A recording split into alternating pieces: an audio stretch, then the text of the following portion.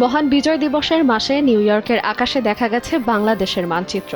আকাশে কোনো আতশবাজি বা আলোকচিত্রের মাধ্যমে নয়, বরং প্লেন উড়িয়ে ফ্লাইট রাডার ব্যবহার করে আঁকা হয়েছে এই মানচিত্র।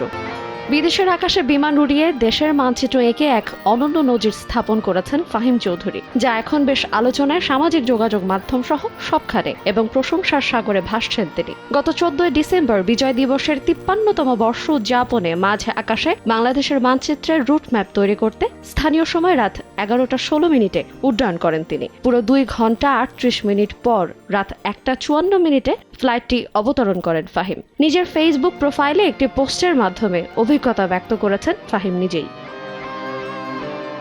নিউ ইয়র্কের রিপাবলিক বিমানবন্দর থেকে প্লেনটি উড়িয়ে আকাশে বাংলাদেশের মানচিত্র এঁকেছেন ফাহিম চৌধুরী। সেসনা 172 ব্র্যান্ডের এয়ারক্রাফট দিয়ে ফ্লাইটটি পরিচালনা করেন ফাহিম। তার বন্ধু আসাদ আবদুল্লাহর সহযোগিতায় অসাধারণ এই কাজটি সম্পন্ন করেছেন তিনি।